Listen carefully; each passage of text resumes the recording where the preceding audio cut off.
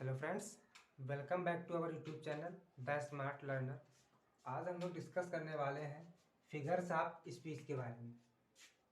Figures of speech, जिसको हम लोग हिंदी में बोलते हैं क्या? अलंकार। अलंकार, ठीक है। हिंदी में हम सब लोगों ने पढ़ के रखे हैं अलंकार क्या होते हैं। तो अलंकार को अगर हिंदी में हम लोग पढ़ें तो डेफिनेशन पढ़ते हैं कि शब्दों की काव्य की शोभा बढ़ाने वाले शब्दों को अलंकार कहते हैं, ठीक है। तो वैसे ही कुछ इंग्लिश में होता है, क्या होता है देखिए। A figure of speech is a creative use of language. क्या है? A figure of speech is a creative use of language to generate an effect. A figure of speech is a creative use of language to generate an effect. कि ये क्या होता है? Language का एक creative होता है, किसके लिए? इफेक्ट को जनरेट करने के लिए, ठीक है। चलिए अब बात करते हैं कि फिगर्स ऑफ स्पीच के टाइप्स कितने होते हैं, यानी ये कितने टाइप्स के होते हैं। चलो हम लोग बात करते हैं टाइप्स। तो ये आपके 7 टाइप्स के होते हैं। इनको याद करने का एक ट्रिक होता है जिसको हम लोग याद रख सकते हैं, शैम्पू। जी हाँ, हम फिगर्स ऑफ स्पीच को इस ट्रिक से याद कर सकते हैं। देखिए, SHAMPOO। एस का मतलब सिमली, एच का मतलब हाइपरबोल, ए का मतलब अपोस्ट्रॉफी, एम का मतलब मेटाफर, पी का मतलब पर्सनिफिकेशन, ठीक है। ओ का मतलब ऑक्सीमोरन, ऑक्सीमोरन। ओ का मतलब ओनोमाटोपोइया। ये आपके 7 होते हैं। कौन सा? पहला आपका है सिमली, दूसरा है हाइपरबोल, तीसरा है अपोस्ट्रॉफी, चौथा है मेटाफर, पांचवा है पर्सनिफिकेशन, और छठवां है ऑक्सीमोरन, और सातवां है ओनोमाटोपोइया, ठीक है। चलिए हम इसको एक एक करके पढ़ते हैं कि किसमें किसकी क्या डेफिनेशन होती है और किसका मतलब कौन सा एग्जाम्पल किस तरीके से इसको हम पहचानेंगे। चलिए बात करते हैं नंबर 1 सिमली की। सिमली, जैसा कि हम लोग हिंदी में एक पढ़ते हैं उपमा अलंकार, ठीक है। तो वही इसको हम इंग्लिश में बोलते हैं सिमली, यानी कि उपमा अलंकार। तो इसमें क्या होता है देखिए, in a simile there is a comparison between two things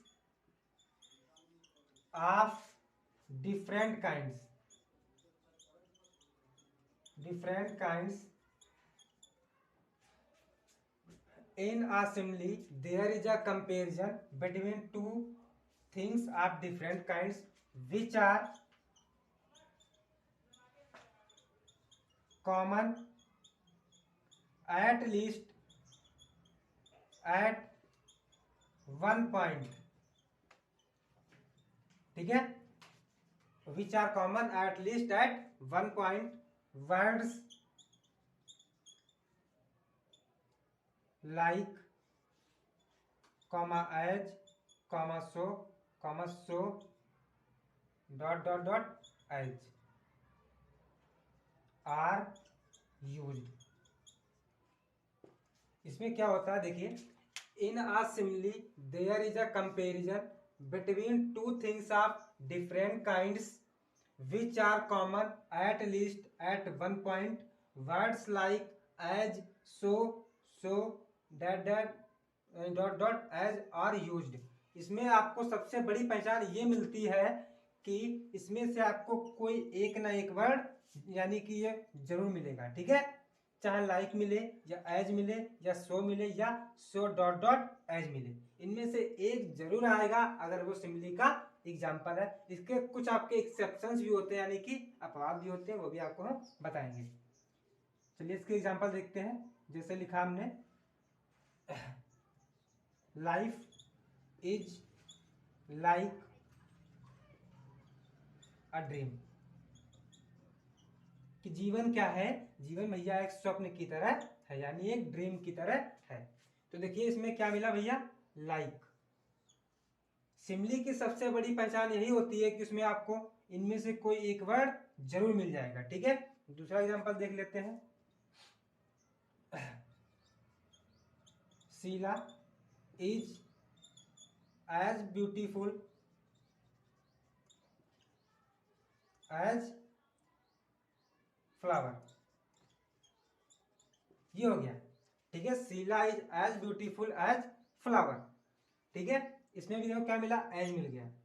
अब इसके हम पढ़ते हैं कुछ एक्सेप्शंस, कि भाई जिसमें आपको ये दिया तो होगा लेकिन वो इसका एग्जाम्पल नहीं होगा। जैसे देखिए, Ram is as good as Mohit. अब बताइए क्या ये वाला सिमिली का एग्जाम्पल होगा? तो देखने में तो लग रहा है भाई होगा, क्योंकि यहाँ पे एज आया है, यहाँ भी एज आया है। जब ये वाला है तो ये भी होना चाहिए, लेकिन नहीं। आप लोग जरा यहाँ पे ध्यान दीजिए, क्या लिखा हुआ है, in a simile there is a comparison between two things of different kinds, कि जो चीजें होनी चाहिए वो भैया डिफरेंट होनी चाहिए, समान नहीं होनी चाहिए। तो देखो भैया दोनों सेम सेम है यानी दोनों पुरुष ही हैं। क्या इसमें तुलना, इसको हम सिमिली ना बोल करके कंपैरिजन बोल सकते हैं, कि भाई इसमें जो हो रहा है वो कंपैरिजन हो रहा है, लेकिन इसमें आपका सिमिली फिगर ऑफ स्पीच नहीं है। ओनली केवल क्या है, कंपैरिजन किया जा रहा है, इसमें फिगर ऑफ स्पीच नहीं है, ठीक है। चलिए बढ़ते हैं सेकेंड नंबर। देखिए वैसे अगर ट्रिक के हिसाब से बात करें तो सेकेंड नंबर आपका था हाइपरबोल, लेकिन यहाँ पे हम लोग पढ़ेंगे मेटाफर, क्योंकि सिमिली और मेटाफर लगभग लगभग 90% एक दूसरे से मैच करते हैं, ठीक है। चलिए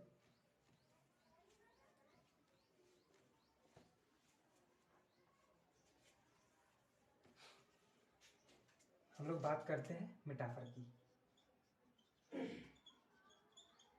जिसको हम लोग बोलते हैं रूपक। देखिए भाई इनमें क्या होता है, बिल्कुल सेम टू सेम जो आपने सिमिली की लिखी थी वही इसकी होती है, बस इसमें क्या होता है, लाइक एज सो जो वर्ड आते थे ये इसमें नहीं आएंगे, ठीक है। देखिए, in a metaphor there is a comparison between two things of different kinds which are common at least at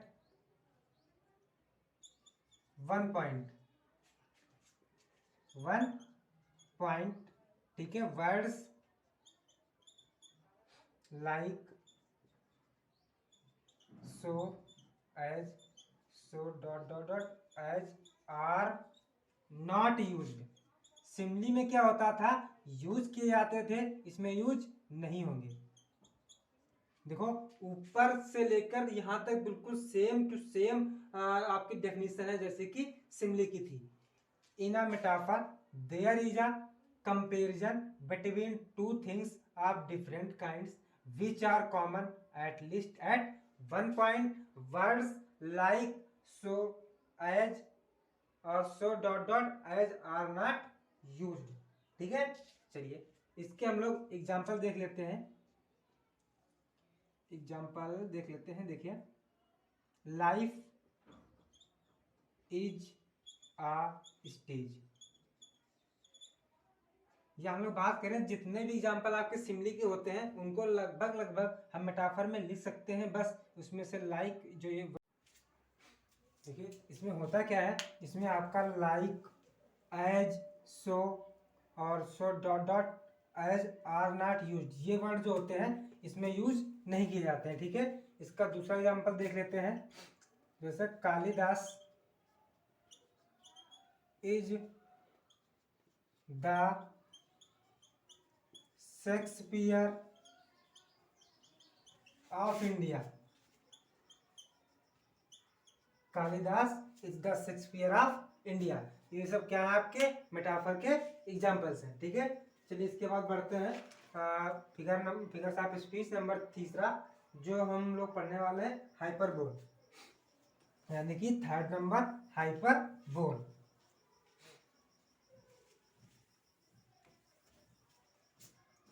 hyperbole इसका मतलब होता है अति संयोक्ति। इसमें होता क्या है कि इसमें बातों को बढ़ा चढ़ाकर या फिर जितनी है उससे कम बताई जाती है, ज्यादातर बढ़ा चढ़ाकर ये बात इसमें बताई जाती है। तो देखिए क्या होता है इसकी definition, in hyperbole things are presented better or worse. ठीक है, better or worse comma greater or less than they really are. मतलब क्या है इसका कि इसमें जो भी चीजें बताई जाती हैं वो better or verse, greater or less, या तो बहुत अच्छी बताई जाएंगी या बहुत बुरी बताई जाएंगी, या तो बहुत मतलब ग्रेटर अच्छा, लेस कम। तो किससे, देन दे रियली आर, जितना कि वो है उसके वास्तविक रूप से अधिक बताया जाएगा। जैसे एग्जांपल देखिए, example she wept ocean of tears. इसमें देखो क्या हो रहा है, सब आपको चढ़ा बढ़ाकर बताया जा रहा है कि सी वेप्ट ओशियन ऑफ टीयर्स। ऐसा पॉसिबल है? नहीं है। दूसरा देखते हैं, इसी का दूसरा example,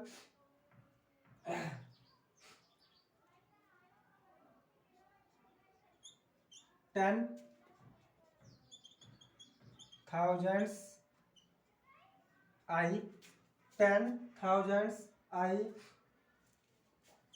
saw at a glance। 10,000 I saw at a glance, इसका मतलब क्या होता है कि भाई एक बार देख लिया, मान लो कि 1000 बार देख लिया, कि एक झलक देखा मान लिया 1000 बार देख लिया। तो क्या है भाई, कोई एक झलक में किसी को 1000 बार देख सकता है? नहीं ना। क्या हो रहा है, चीजों को बढ़ाकर बताया जा रहा है। ठीक है, चलिए इसके बाद हम लोग पढ़ते हैं personification number 4, personification.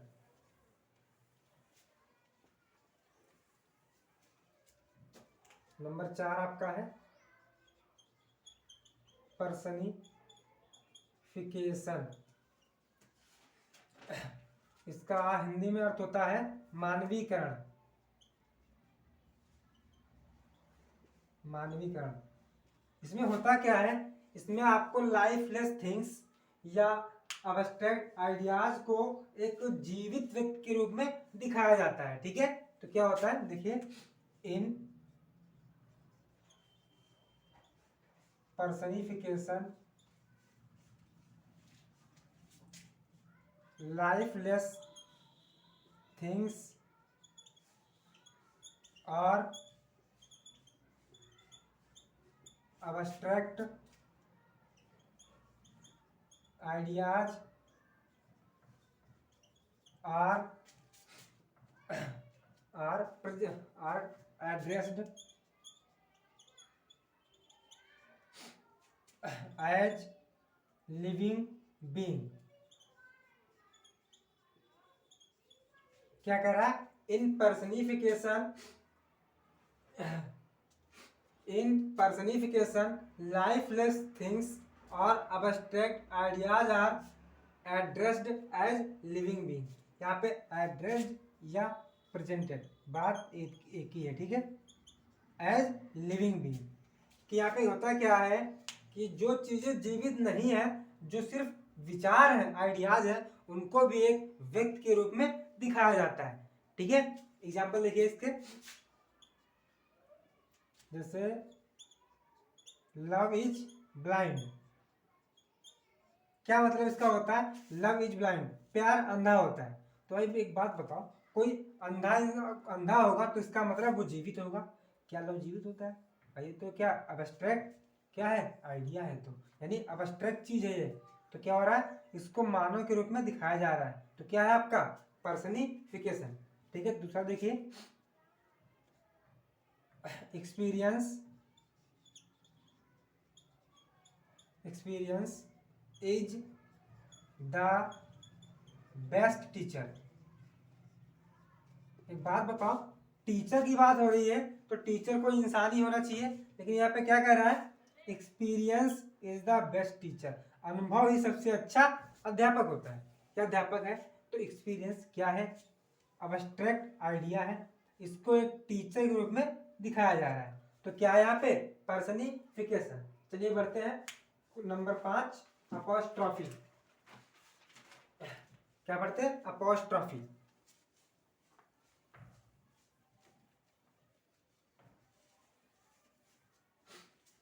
Number 5, apostrophe, संबोधन, ठीक है।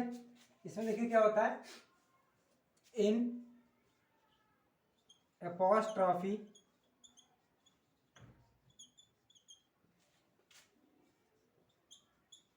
डेड, मतलब in apostrophe dead comma present absent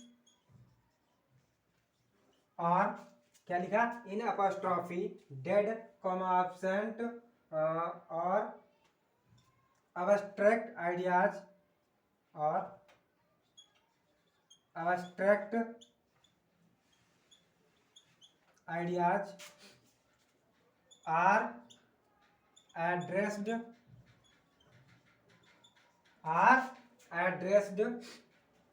directly।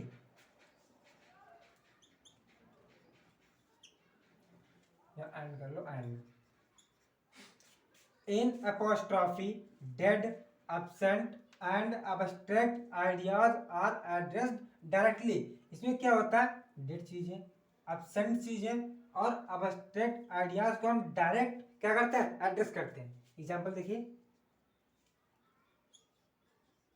O death, O time, O life. ये सब क्या है? ये सब आपके क्या है? अब्स्ट्रैक्ट आइडियाज हैं, इनको हम डायरेक्ट एड्रेस करते हैं, ठीक है। सब इसकी सबसे बड़ी पहचान ये होती है अपॉस्ट्रॉफी की कि लास्ट में ये एक्सक्लेमेटरी का साइन लगा होता है, ठीक है। चलिए दूसरा एग्जांपल देख लेते हैं, ओ डेथ,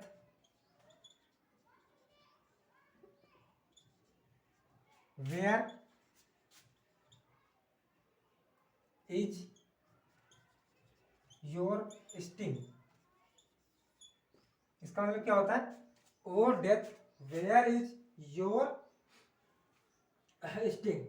इसका स्टिंग का मतलब होता है पंजा, यानी कि पंजे, कि है मौत, आपके पंजे कहाँ हैं।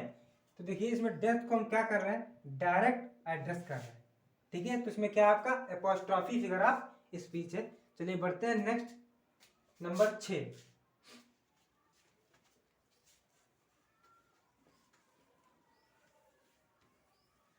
नंबर 6 आपका है ऑक्सीमोरॉन।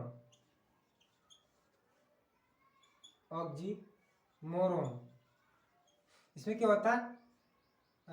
विरोधाभास। अब विरोधाभास आप सभी लोग जानते हो कि विरोधाभास क्या होता है। मतलब कि विरोधाभास ये होता है कि एक दूसरे से अपोजिट चीजें एक साथ हो रही हों। ठीक है, देखिए, in this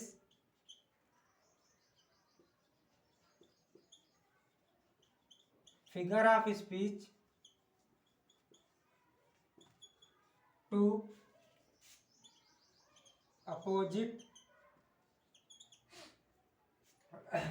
things are presented together. इसमें होता क्या है कि दो अपोजिट अर्थ रखने वाली मीनिंग को एक पास रखा जाता है। जैसे एग्जांपल देखिए, this is an open secret. देखो भैया, ओपन सीक्रेट, भाई अगर सीक्रेट है तो ओपन नहीं होना चाहिए, अगर ओपन है तो सीक्रेट नहीं होना चाहिए। क्या है, दोनों एक दूसरे के अपोजिट है लेकिन साथ साथ आए हुए हैं। ठीक है, अगर देखिए 1 2, लाइफ इज बिटर स्वीट, एक दूसरे के अपोजिट है बट पास पास आए हैं, तो क्या हुआ, आपका इसमें विरोधाभास उत्पन्न हो रहा है। अतः ये इसमें क्या है, ऑक्सीमोरॉन आपका फिगर ऑफ स्पीच है। ठीक है, चलिए बढ़ते हैं आगे नंबर 7 पे।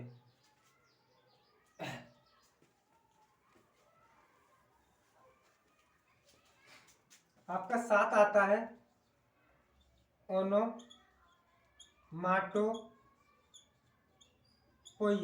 यानी कि ध्वनि अलंकार। इसमें क्या होता है, ध्वनि अलंकार में जैसा कि हम लोग जानते हैं कि कोई भी जो ध्वनि होती है वो क्या होता है, ध्वनि के हिसाब से हम किसी के होने की गेस कर सकते हैं कि भाई किसकी आवाज ये है। तो वही कह रहा है, इन दिस